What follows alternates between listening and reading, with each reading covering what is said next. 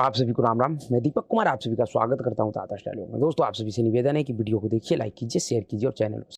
दोस्तों, 20 जनवरी को अमेरिका में सत्ता का परिवर्तन हुआ था। जो डेमोक्रेटिक पार्टी जो बाइडेन की अगुवाई में पिछले 4 वर्षों से सत्ता में बना हुआ था, जो बाइडेन वहां का राष्ट्रपति था, वह डेमोक्रेटिक पार्टी सत्ता से बाहर हो गया और रिपब्लिकन पार्टी जिसका अगुवाई इस समय डोनाल्ड ट्रंप कर रहे हैं, वह सत्ता में आ गया।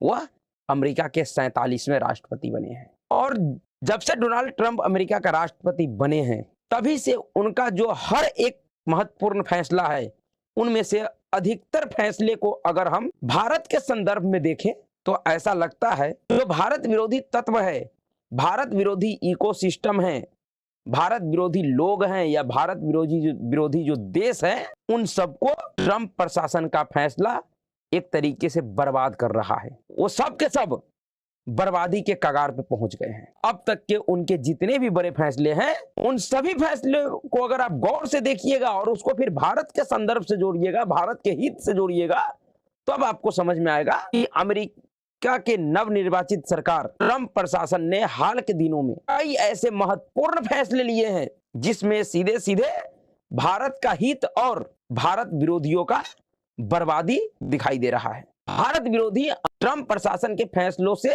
हताश और निराश हुए। उनको समझ में नहीं आ रहा है कि वो करे तो क्या करे, क्योंकि ट्रंप प्रशासन ने कुछ ऐसे फैसले लिए हैं जो वाकई उनके अस्तित्व को संकट में डाल दिया है। जो भारत विरोधी, जिसमें कुछ देश भी है और कुछ व्यक्ति भी और कुछ संगठन भी, खास करके एनजीओ गैंग, जो पिछले 4 साल में बाइडेन प्रशासन के कार्यकाल में भारत के खिलाफ तरह तरह का षड्यंत्र किया, साजिश किया, उन सभी भारत विरोधी तत्वों को इस समय ट्रंप प्रशासन के फैसले से अपना बर्बादी दिखाई दे रहा है। तो सब बुरी तरीके से हताश और निराश है। लेकिन उनके अधिकतर फैसले वह भारत के लिए, और भारत ही नहीं पूरी दुनिया के लिए आने वाले 4 वर्षों तक बहुत ही महत्वपूर्ण है, सुखद होगा। दोस्तों, हम ट्रंप प्रशासन के कुछ फैसले को देखें। जब से अमेरिका में ट्रंप सत्ता में आए हैं, तब से जो कुछ घटनाएं घटा है, जो फैसले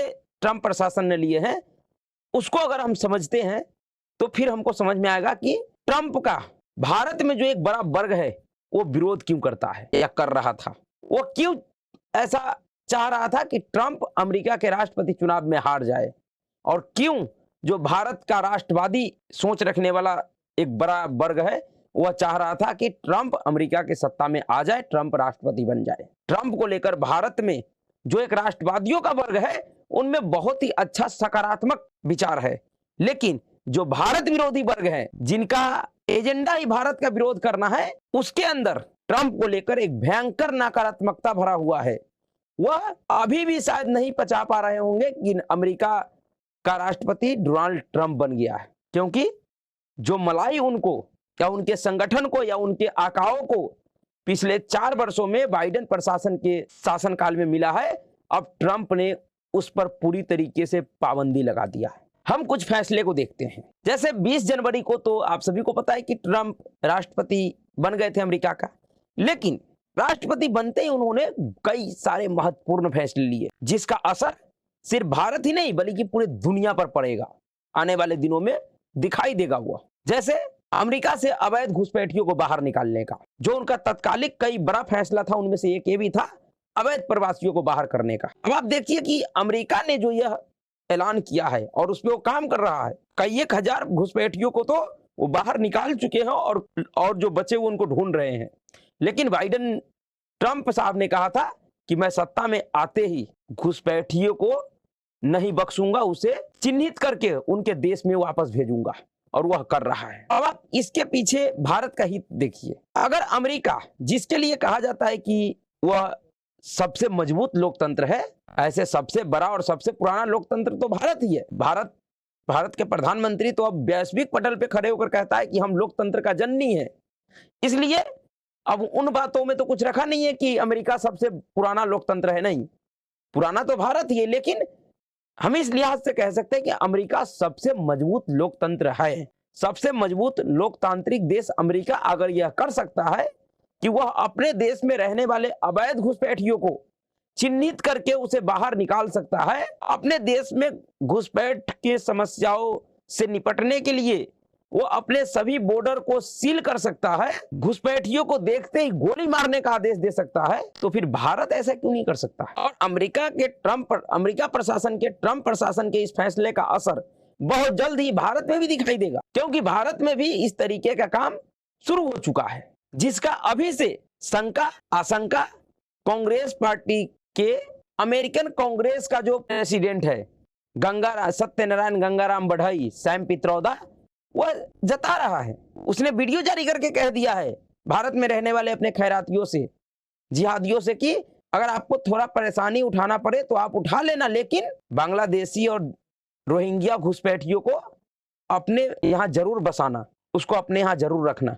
अब देखना यह है कि कौन से जिहादी ऐसा है जो अपने जमीन में, अपने संपत्ति में बांग्लादेशी घुसपैठियों को हिस्सा देता है और उसको बसाता है। सरकार ने तो क्लियर कर दिया कि वह सरकारी संपत्तियों पे तो किसी भी बांग्लादेशी घुसपैठियों को नहीं रहने देगा। तो अमेरिका सरकार का जो ये फैसला था, जिस पे वो काम कर रहा है, उसका असर भारत में भी दिखाई देगा। और अगर अमेरिका यह कर सकता है तो भारत भी जरूर करेगा।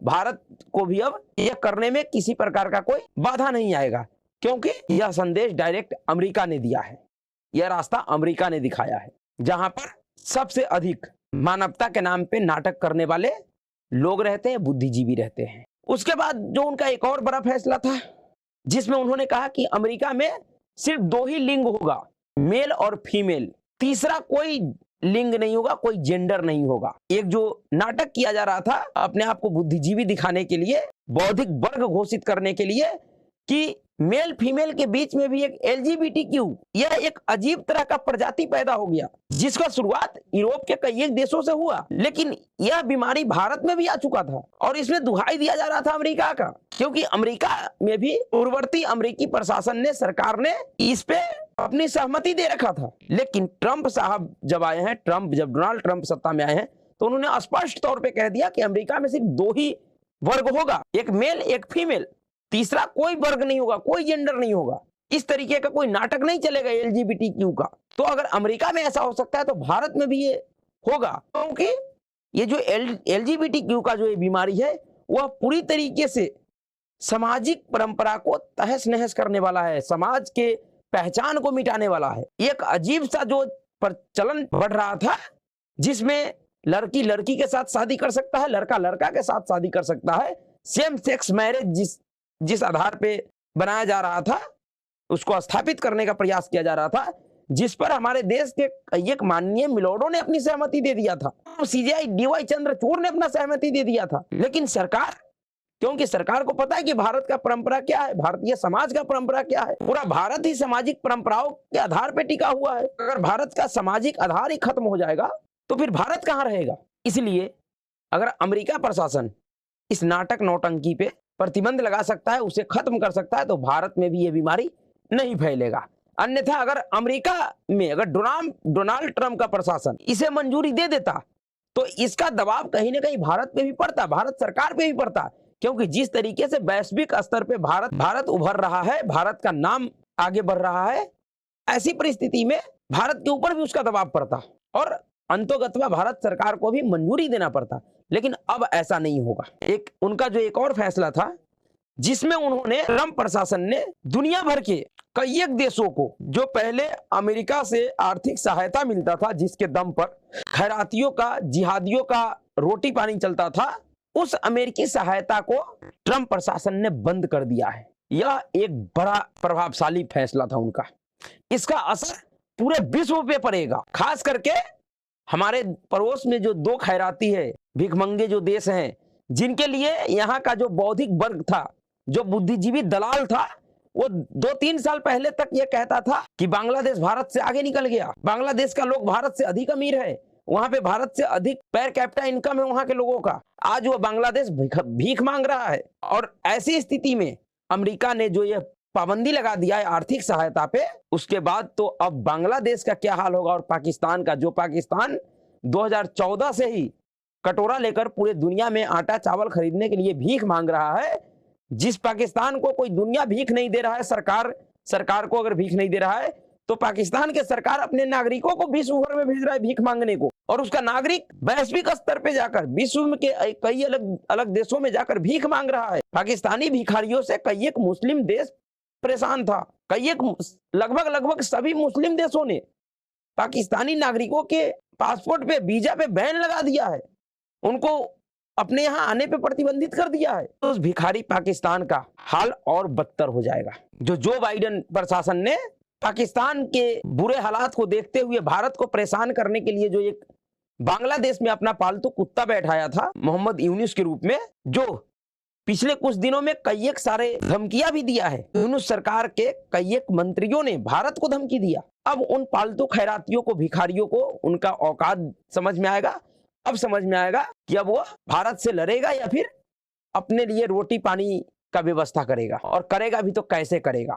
जिस अमेरिका के पैसों के दम पर, चाहे पाकिस्तान हो या बांग्लादेश हो या फिर दुनिया के कई एक देशों में जो आतंकवादी संगठन तैयार हो रहे थे, जो दुनिया के कई एक देशों को परेशान करता था, क्योंकि वो सब होता था अमेरिका के पैसे से ही। उन एनजीओ गैंग को भी समझ में आएगा, जो एनजीओ गैंग पिछले 4 साल में बाइडेन प्रशासन के समय पर जो भारत के खिलाफ, भारत सहित दुनिया के कई एक अलग अलग देशों से जो षड्यंत्र कर रहा था, जो भारत में अलग अलग मुद्दों पे धरने, प्रदर्शन और प्रोटेस्ट करवाता था, कभी किसानों के नाम पे, कभी सीएए के नाम पे, कभी एनआरसी के नाम पे, कभी किसी और चीज के नाम पे, उन एनजीओ और उन एनजीओ गिरोह के टुकड़ों पे पलने वाले भारतीय दलालों का भी हालात खराब हो जाएगा। उनका भी अब घर परिवार कैसे चलेगा उसे भी सोचना होगा, क्योंकि वो सब अमेरिका के फेंके हुए पैसों पे ही पलता था। अमेरिका ने, ट्रंप प्रशासन ने जो ये फैसला लिया है वो बहुत ही महत्वपूर्ण फैसला है। उन्होंने कहा है कि वैश्विक शांति के लिए हम इस बात का मूल्यांकन करेंगे कि किन संगठनों को और किन देशों को अमेरिकी सहायता दिया जाना चाहिए और किसे नहीं दिया जाना चाहिए। जो वैश्विक शांति और के लिए, स्थिरता के लिए खतरनाक है, उसे अमेरिकी सहायता नहीं मिलेगा। और उसके लिए उन्होंने 3 महीने तक का पूर्ण प्रतिबंध लगा दिया है कि हम 3 महीने में पहले जांच पड़ताल करेंगे, उसके बाद हम फिर विचार करेंगे कि किसे सहायता देना है और नहीं देना है। ट्रंप प्रशासन के इस फैसले से सिर्फ 2 देश, दुनिया के 2 देश ही वंचित हैं जिन्हें अभी भी आर्थिक सहायता मिलेगा। उसमें एक इजराइल है और एक मिस्र है। इन 2 देशों को अमेरिका प्रशासन, ट्रंप प्रशासन जो आर्थिक सहायता मिलता था वह जारी रखेगा। इससे भारत को थोड़ा बहुत नुकसान तो होगा, लेकिन बहुत बड़ा फायदा भी होगा। जो भारत विरोधी इकोसिस्टम था, जिसका गर्भनाल अमेरिका से जुड़ा हुआ था, अमेरिकी फंडिंग से जुड़ा हुआ था, OCCRP के माध्यम से या कई अन्य प्रकार से, उस सबका गर्भनाल सूखेगा। और गर्भनाल सूख जाएगा तो फिर वह अपने आप मर जाएंगे। मारने की कोई आवश्यकता नहीं है, क्योंकि पैसा ही एक ऐसा चीज है जिसके बदौलत कोई भी व्यक्ति कुछ भी कर सकता है। पैसे के बदौलत तो लोग आत्मघाती बन जाता है, जिहादी बन जाता है। इस देश में तो सिर्फ भारत विरोधी बनना था, लेकिन जब पैसा ही नहीं मिलेगा तो भारत विरोध किस लिए करेगा? भारत विरोध करके उसे मिलेगा क्या? इसलिए ट्रंप प्रशासन के इस फैसले का एक बड़ा असर भारत विरोधियों के ऊपर पड़ेगा। वहीं उनका एक और बड़ा फैसला है जो 27 जनवरी को उस समय दुनिया के सामने आया, जब खबर यह आया कि ट्रंप और प्रधानमंत्री नरेंद्र मोदी दोनों ने फोन पे बातचीत किया है। उस बातचीत के बाद अचानक से एक खबर आता है, अमेरिका में जो पूर्ववर्ती सरकारों के दौर में, समय में, जो बाइडेन प्रशासन के कार्यकाल में जो एक कुख्यात, खतरनाक, दुनिया के कई लोकतांत्रिक देशों में चुने हुए सरकारों को अस्थिर करने वाला जो दक्षिण और मध्य एशियाई मामलों का जो सहायक सचिव ब्यूरो था, डोनाल्ड लू, उस डोनाल्ड लू ने अपना इस्तीफा दे दिया है। ऐसे उसका कार्यकाल 17 जनवरी को ही पूरा हो चुका था, लेकिन उसने 10 दिन बाद 27 जनवरी को इस्तीफा दिया अपने पद से।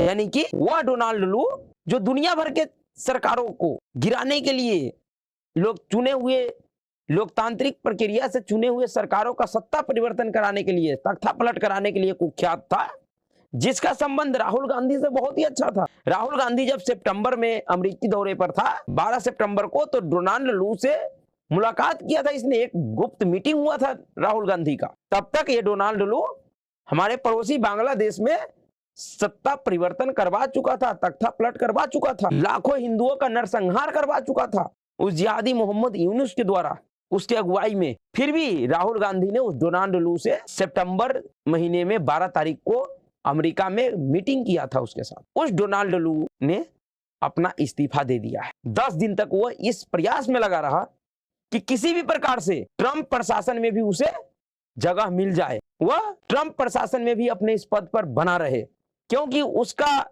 जो मकसद था वह पूरा नहीं हुआ था। छोटे छोटे देशों में तो उसने सत्ता परिवर्तन करवा दिया, तख्ता पलट करवा दिया, लेकिन जो उसका मेन टारगेट था उसमें वह कामयाब अभी तक नहीं हुआ था, और वह टारगेट था भारत। भारत में भी डोनाल्ड लू को तख्ता पलट करवाना था, उसका ठेका उसे मिला था, और ठेका किसने दिया था? जिसने उसके साथ गुप्त मीटिंग किया उसी ने ही दिया होगा, और वह अपने उस काम में असफल हो गया।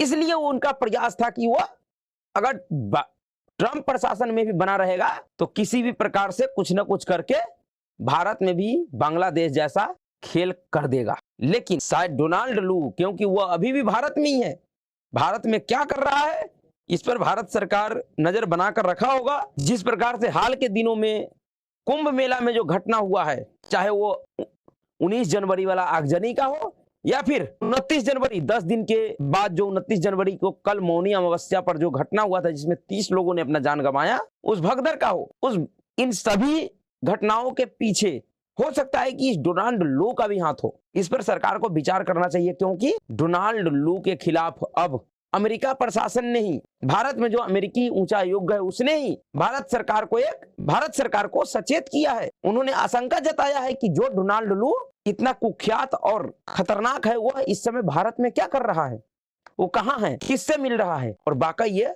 एक गंभीर विषय है। उस डोनाल्ड लू को ट्रंप प्रशासन ने अपने सरकारी हिस्से से, प्रशासन के हिस्से से बाहर कर दिया है। उसके तमाम प्रयासों के